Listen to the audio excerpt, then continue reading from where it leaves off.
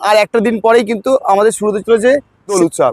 মেলাতে কিভাবে আসবে বা এখানে আসতে গেলে তোমার ট্রেনে কত টাকা খরচা, কবে থেকে শুরু হচ্ছে এবং কতদিন চলবে, প্রস্তুতি পর্ব শেষ মুহূর্তে কি আছে বা মেলার কি পরিবেশ বা মেলার সম্বন্ধে সংক্ষিপ্ত ইতিহাস তোমাদেরকে আমি বলে দেবো। সেখান থেকে তোমরা এসলে রেলগেটের দিকে কিন্তু এই তোমাদের এসে ডান দিক থেকে কিন্তু এই ডান দিকে দেখতে পাবে তোমরা কিন্তু টোটো স্ট্যান্ড আছে, এরকম একটা মোড় পড়বে, এরকম তিনমাথা মোড়। এই তিনমাথা মোড় থেকে কিন্তু বাঁ দিকে মানে যেটা হচ্ছে মেন মন্দিরের দিকে যাচ্ছে, বাদাম, হ্যাঁ, গজা, আরো সমস্ত রকম খাবার আছে, সেগুলো দোকানপাট কিন্তু সব বসে পড়েছে।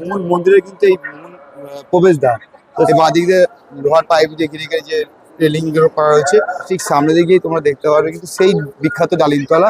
তার সেই মনস্কামনা পূর্ণ হওয়ার পর কিন্তু তারা সেই ঢিলগুলো কিন্তু খুলেও নেয় এবং এই ডালিম গাছের বয়স 250 থেকে 300 বছর কিন্তু পুরনো। 500 টাকা। আর এই ছোটগুলো 300 টাকা। আর এই ছোটগুলো শিলাঞ্চল, মাঝখানে রয়েছে মা সতী মায়ের মূর্তি, তারপরে তার পাদৃশ্য পুত্র যে বাঁকাচাঁদের, এবং মাঝেই রয়েছে সেই সতী মায়ের মন্দির, খরচা মন্দির। সেখানে কিন্তু দেখতে পাচ্ছ মাঝে কত সুন্দর সুসজ্জিত। এটা মূলত মেলাটা কিন্তু মূলত আউল বাউল ফকিরদের নিয়ে, সেইখানে কিন্তু লালন পুকুরে কিন্তু একটা খুব সুন্দর মূর্তি কিন্তু এখানে স্ট্যাচু কিন্তু বানানো রয়েছে। ভক্তরা আসেন তারা কিন্তু এসে স্নান করে কিন্তু এই মায়ের মন্দিরে কিন্তু পুজো দিয়ে থাকেন। যারা সাধু সন্তরা দূর দূরান্ত থেকে এসেছেন তারা তাদের যে যজ্ঞ কুণ্ড বানাবে, তো দেখতে পাচ্ছ সেগুলো কিন্তু তারা মাটিতে গর্ত করে কিন্তু সেগুলো কিন্তু রেডি করে দিয়েছে। বাচ্চাদের বিভিন্ন রকম সব রাইড, তো দেখতে পাচ্ছ সেগুলো কিন্তু সমস্ত সেট আপ কিন্তু কমপ্লিট, এবং দেখতে পাচ্ছ ড্রাগন সেটাও কিন্তু রেডি হয়ে গেছে। বিশেষ আকর্ষণ সেই জলপুরিও কিন্তু এবছর কিন্তু কল্যাণী ঘোষপাড়ায় কিন্তু মেলাতে চলে এসেছে। রাস্তার পাড়ে কিন্তু আসলে তোমরা দেখতে পারবে কিন্তু এই যে মাঠটাতে, সেখানে কিন্তু বসেছে এবছর সার্কাস, যেটা কিন্তু এখানকার একটা বিশেষত্ব। পুকুরে চুবিয়ে মেরেছে, মা বল মা বল, তারপর বাচ্চাটা মা বলা শিখেছে। এটাই দেখে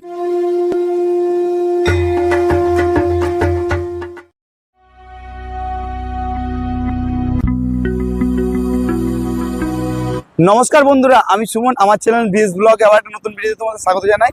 তো আশা করি তোমরা যে যেখান থেকে ভিডিও দেখছো সবাই ভালো আছো, সুস্থ আছো। তো আজকে অলরেডি টাইটেল এবং থাম্বনেল দেখে তোমরা বুঝতে পেরেছো আজকে ভিডিওটা কি নিয়ে হতে চলেছে। তা আজকে আমি চলে এসেছি 1 মার্চ এবং 2026 সাল, এবং আর একটা দিন পরেই কিন্তু আমাদের শুরু হতে চলেছে সেই আমাদের হিন্দুদের শ্রেষ্ঠ উৎসবের মধ্যে একটা উৎসব, দোল উৎসব। এবং এই দোল উৎসবকে কেন্দ্র করেই কিন্তু কল্যাণী ঘোষপাড়ায় প্রত্যেক বছরের মতো অনুষ্ঠিত হয়ে থাকে সতীমার মেলা। তো সেই কারণে তোমাদেরকে আজকে আমি নিয়ে চলে এসেছি একদিন আগে এই সতীমার মেলার কতদূর কি প্রস্তুতি সেটাই তোমাদের দেখাবো বলে। তো অলরেডি কিন্তু আমি বছর 2 আগে কিন্তু এই সতীমার মন্দিরের ইতিহাস সম্বন্ধে তোমাদের সমস্ত ভিডিও, আমার একটা ভিডিও বানানো আছে। তো তোমরা যদি সেটা না দেখে থাকো অবশ্যই আমার ডিসক্রিপশন বক্সে আমি সেই ভিডিও লিঙ্কটা দিয়ে দেবো, সেটা তোমরা দেখে নিও। তো চলো বেশি কথা বাড়াবো না, আজকে তোমাদেরকে বলে দেবো এই ভিডিওতে তোমরা এই সতীমার মেলা কবে থেকে শুরু হচ্ছে এবং কতদিন চলবে, এবং এছাড়া তোমরা এই সতীমার মেলাতে কিভাবে আসবে বা এখানে আসতে গেলে তোমার ট্রেনে কত টাকা খরচা বা এখানকার মেলার প্রস্তুতি কতদূর, সবটাই তোমাদেরকে আজকে ভিডিওতে দেখাবো। তো ভিডিওকে স্কিপ করবে না, শুরু থেকে শেষ পর্যন্ত অবশ্যই দেখবে। কিছু কথা বাড়াবো না, ভিডিওকে শুরু করছি। ভিডিও শুরু করার আগে তোমাদেরকে বলে দিই, তোমরা যারা আমাকে চেনো না, আমি তোমাদের বন্ধু সুমন, আমার চ্যানেল ভিএস ব্লগে আমার একটা নতুন ভিডিও তোমাদের স্বাগত জানাই। যারা এখনো আমার চ্যানেলটি সাবস্ক্রাইব করে নিচে চ্যানেলটি সাবস্ক্রাইব করে নিচে বেল করে নোটিফিকেশন অন করে রেখো, যাতে নেক্সট কোনো ভিডিও আপডেট দিলে ফার্স্ট নোটিফিকেশন তোদের চলে যায়। আর ভিডিওটা ভালো লাগলে অবশ্যই লাইক কমেন্ট শেয়ার করতে ভুলো না। তো চলো বেশি না বকে এবার শুরু করি, লেটস স্টার্ট। তো আমি এখন আছি কল্যাণী এক্সপ্রেসওয়ে, মানে যেটা কল্যাণী ঈশ্বরগুপ্ত সেতু, তো এই ব্রিজের উপরে। তো অলরেডি দেখতে পাচ্ছি এখানে কিন্তু জোর কদমে কাজ চলছে। তো আমি এখন যাবো এখানে ঘোষপাড়া যে সতীমার মন্দির, সেখানে কি তোমাদেরকে আমি দেখাবো ওখানকার মেলার টোটাল প্রস্তুতি পর্ব শেষ মুহূর্তে কি আছে বা মেলার কি পরিবেশ বা মেলার সম্বন্ধে সংক্ষিপ্ত ইতিহাস তোমাদেরকে আমি বলে দেবো, এই মেলাটা কেন হয় সেই কারণে। তো প্রথমে তোমাদেরকে বলে দিই তোমরা এই মেলাতে আসবে কি করে। তো তোমাদেরকে প্রথমে বলে দিই, তোমরা যারা শিয়ালদা থেকে আসতে চাইছে, শিয়ালদা থেকে যে কোনো আপগামী লোকাল ট্রেন ধরে তোমরা কল্যাণী স্টেশন আসবে। তোমাদের মাথা পিছু ভাড়া পড়বে কিন্তু 15 টাকা করে। তো তোমরা সেই কল্যাণী স্টেশনে নেবে, সেখান থেকে তোমরা অটো, টোটো, ম্যাজিক বা বাসও আছে 27 নম্বর, সেই বাস ধরেও কিন্তু সরাসরি চলে আসতে পারো এই ঘোষপাড়াতে। এছাড়া তোমরা কিন্তু শিয়ালদা থেকে সরাসরি কল্যাণী সীমান্ত লোকাল ট্রেনও পাওয়া যায়। সেই কল্যাণী সীমান্ত লোকাল ট্রেন ধরলেও তোমরা কিন্তু সরাসরি একদম কল্যাণী সীমান্ত লোকালের আগে স্টপেজ ঘোষপাড়া, সেই ঘোষপাড়া স্টেশনে নামতে পারো, এবং সেখান থেকেও তোমরা হাঁটা পথেও কিন্তু মন্দির চলে যেতে পারো, আর টোটো করেও কিন্তু মন্দির যেতে পারবো। তো সবটাই আমার ভিডিওতে আমি তোমাদের দেখিয়ে দিচ্ছি। তো চলো বন্ধুরা, আমি এখন চলে এসেছি কল্যাণী ঘোষপাড়া স্টেশন। মানে তোমরা যারা শিয়ালদা থেকে ট্রেন ধরে আসছে কল্যাণী সীমান্ত লোকাল, তো সীমান্ত লোকাল ধরে আসলে কিন্তু এই স্টেশনই কিন্তু নামতে হবে, এবং এই ঘোষপাড়া স্টেশন থেকে তোমাদের হাঁটা পথে যেতে হবে কিন্তু সেই সতীমায়ের মন্দির, বা তোমরা এখানে টোটো ধরে যেতে পারো। তো তোমাদেরকে এবার দেখিয়ে দিই, এই যে দেখতে পাচ্ছ এখানে কিন্তু একটাই প্ল্যাটফর্ম আছে। তো দেখতে পাচ্ছি কল্যাণী ঘোষপাড়া স্টেশন, মানে একটাই প্ল্যাটফর্ম। স্টেশন থেকে তোমরা বেরিয়ে এসে এই রেলগেট দেখতে পারবে, এবং এই রেলের বাঁদিকে চলে যাচ্ছে কিন্তু কল্যাণী ITI মোড়, এবং ডান দিকে চলে যাচ্ছে কিন্তু কল্যাণী যে আমরা সতীমার মন্দির যাবো সেদিকে। তো এইখান থেকে তোমার ডান দিকে যেতে হবে। তো চলো তোমাদের সামনে দিকে আমি দেখাচ্ছি। স্টেশন থেকে তোমরা এসলে রেলগেটের দিকে কিন্তু এই তোমাদের এসে ডান দিক থেকে কিন্তু এই ডান দিকে দেখতে পাবে তোমরা কিন্তু টোটো স্ট্যান্ড আছে। তোমরা যদি চাও কিন্তু এই টোটো স্ট্যান্ড থেকে টোটো ধরেও কিন্তু মাত্র 10-15 টাকা বিনিময়ে কিন্তু তোমরা মন্দির চলে যেতে পারো। বা তোমরা যদি হেঁটে যেতে চাও হেঁটে কিন্তু মিনিট 15 সময় লাগবে। তো তোমরা কিন্তু সরাসরি চলে যেতে পারো। এবং এমনি তোমরা রেলগেটটা পার করে এসে ডান দিকে দেখতে পারবে এবং ইউনিভার্সিটি অফ কল্যাণী। তো দেখেছি Kalyani university main gate Kalyani বিশ্ববিদ্যালয়। এবং এখান থেকে কিন্তু সোজা কিন্তু তোমাদের হেঁটে যেতে হবে সেই কল্যাণী এই ঘোষপাড়া মেলার দিকে। তো শুরুতে দেখতে পারো কিন্তু গেট বানানো হচ্ছে, এগুলো কিন্তু সমস্ত মেলারই গেট। এবং এখান থেকে কিন্তু তোমরা হেঁটে গেলে কিন্তু সামনে গেলে দেখতে পারো কিন্তু অনেক দোকানপাটে কিন্তু অনেক বসে গেছে। তোমরা কিন্তু রেল গেট থেকে যদি হেঁটে আসো তোমরা এসে কিন্তু এরকম একটা মোড় পড়বে, এরকম তিনমাথা মোড়। এই তিনমাথা মোড় থেকে কিন্তু বাঁ দিকে মানে যেটা হচ্ছে মেন মন্দিরের দিকে যাচ্ছে। তো এখানে দেখতে পাচ্ছ অলরেডি কিন্তু অনেক দোকানপাটে কিন্তু বসে গেছে। তো চলো তোমাদেরকে আমি বাঁ দিক থেকে রাস্তা থেকে নিয়ে গিয়ে এবার মন্দিরের দিকে নিয়ে যাচ্ছি। তো এরকম দেখতে অলরেডি কিন্তু মেলার জন্য কিন্তু এখানে সমস্ত দোকানপাট কিন্তু বসে গেছে। জিলিপি, গজা, আরো সমস্ত রকম খাবার আছে সেগুলো দোকানপাট কিন্তু সব বসে পড়েছে। এবং এখানে কিন্তু যে সমস্ত দোকান এখন বসেনি তারা কিন্তু অলরেডি কিন্তু চলেছে দেখতে পাচ্ছি। তারা কিন্তু দোকান কিন্তু গোছাতে কিন্তু ব্যস্ত। এবং এর পাশাপাশি কিন্তু দুপাশ দিয়ে কিন্তু দেখতে পারো অনেক দোকানপাট কিন্তু বসে গেছে। তো চলো আর ভিতর দিকে গেলে কিন্তু দেখতে পারো আরো সমস্ত দোকানপাট কিন্তু এখানে বসে গেছে। তো তোমাদেরকে আমি নিয়ে গিয়ে দেখাচ্ছি সেটা মন্দিরের কাছে। এই রাস্তা ধরে তোমরা কিছুটা এগিয়ে আসলেই দেখতে পারবে একটি চৌমাথা মোড়। এবং এই চৌমাথা মোড় দিয়ে সোজা গেলেই কিন্তু ডান দিকে দেখতে পারবে সতী মায়ের মন্দির। এবং এই বাঁদিকের রাস্তাটা যে দেখছো এই রাস্তা দিয়ে একটু এগিয়ে গিয়েই দেখতে পারবে সতী মায়ের একটি খুব সুন্দর ভাবমূর্তি এখানে স্থাপন করা রয়েছে, যেটি দেখতে কিন্তু খুবই সুন্দর। এরপর এই রাস্তা ধরে এগিয়ে এসে ডান দিকে আসলেই তোমরা দেখতে পারবে এরকম বড় একটি গেট রয়েছে, যেই গেটটি কিন্তু মূল মন্দিরে কিন্তু প্রবেশ করা যায়। তো এখানে দেখতে পাচ্ছ এখানে গেটে কিন্তু লেখা রয়েছে সতীমার মন্দিরে কিন্তু প্রবেশ পথ। এবং এই গেটটির ভিতরে দিয়ে ঢুকেই তোমরা দেখতে পারবে বাঁদিকেই সমস্ত রেলিং দিয়ে বাঁধানো খুব সুন্দর সমস্ত এই লাইনগুলো করা রয়েছে। মানে এখানে যখন ভিড় হয় পুজোর সময় সেই ভিড়টাকে যাতে সামাল দেওয়ার জন্য কিন্তু এই ব্যবস্থাপনা করা রয়েছে।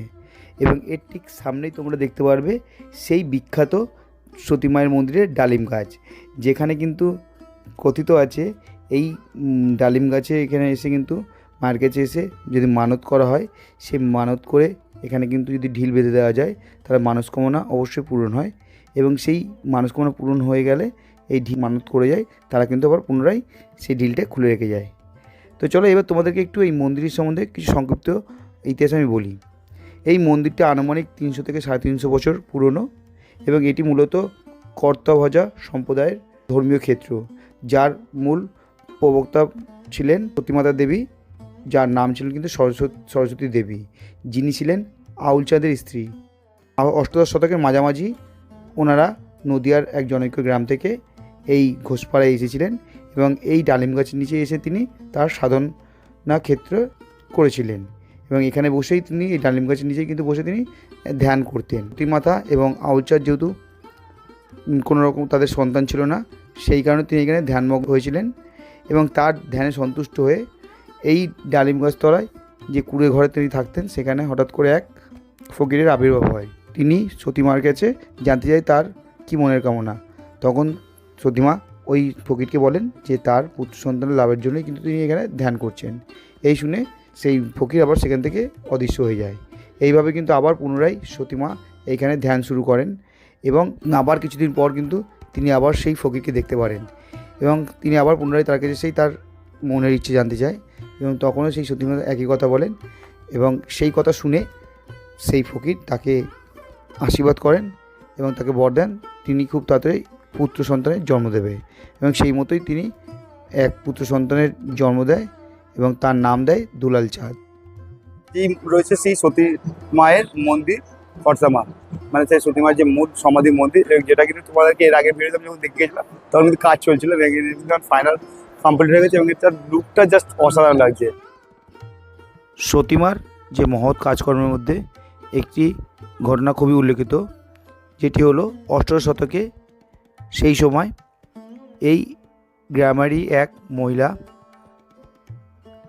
সন্তান প্রসবের সময় তিনি একটি মাংসপিণ্ড প্রসব করেছিলেন এবং সেটি তিনি সতীমার কাছে এসে রেখে গেছিলেন এবং পরবর্তীকালে সতীমা সেই মাংসপিণ্ডটিকে লালন পালন করে বড় করে তোলেন এবং সময়ের সাথে সাথে সেটা বাঁকা আকার ধারণ করেছিলেন, সেই কারণে সতীমা তার নামকরণ করেছিলেন বাঁকাচাঁদ, এবং সেই থেকেই তিনি সতীমার পালিত পুত্র বাঁকাচাঁদ নামে পরিচিত।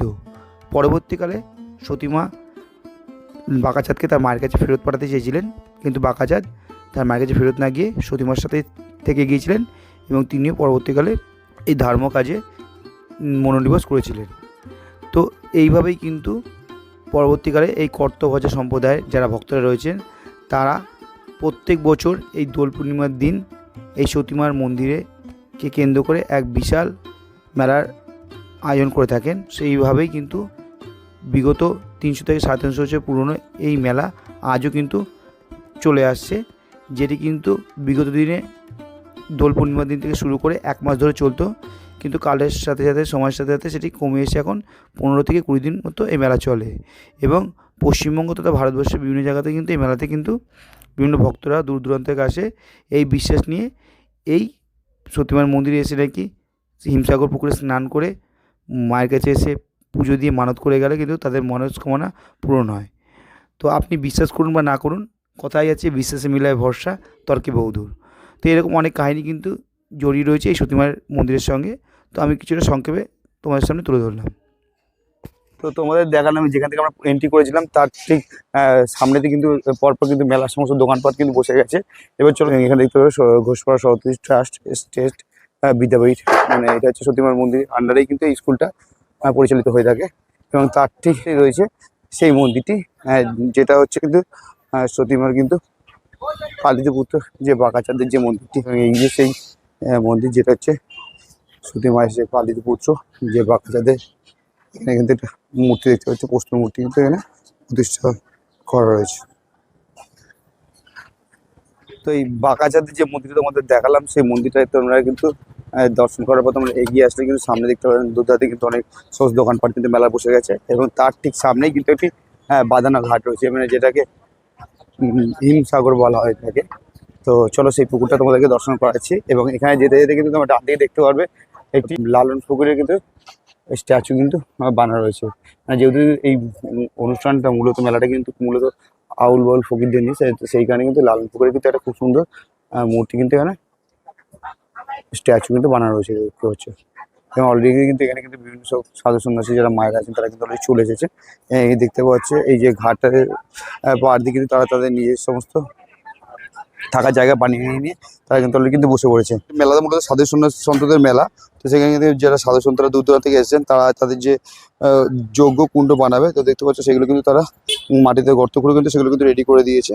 এরকম কিন্তু আরও অনেক সাধু সন্তরা যারা এই মেলাতে এসেছেন বা আসবেন তারা কিন্তু এরকম বিভিন্ন জায়গায় তারা নিজেদের যে থাকার জায়গাগুলো ব্যবস্থা কিন্তু করে নিয়েছে। এবং এই হচ্ছে সেই ঘাট, যেই বাঁধানো ঘাট, যেই ঘাটে কিন্তু দূর দূরান্ত থেকে যারা ভক্তরা আসেন তারা কিন্তু এসে স্নান করে কিন্তু এই মায়ের মন্দিরে কিন্তু পুজো দিয়ে থাকেন এই বিশ্বাসে যে তারা কিন্তু এই পুকুরে কিন্তু স্নান করে নাকি তাদের মনস্কামনা মায়ের কাছে গিয়ে এসে জানিয়ে সেই ডালিম গাছে তারা ঢিল বেঁধে যায় এবং তাতে নাকি তাদের মনস্কামনা পূরণ হয়। এতক্ষণ দেখিয়ে দিলাম মূল সতীমার যে মন্দির, যে মন্দিরটাকে কেন্দ্র করে কিন্তু মূলত প্রত্যেক বছর দোল পূর্ণিমার দিন থেকে শুরু করে দিন 15 কিন্তু এখানকার যে মেলা চলে।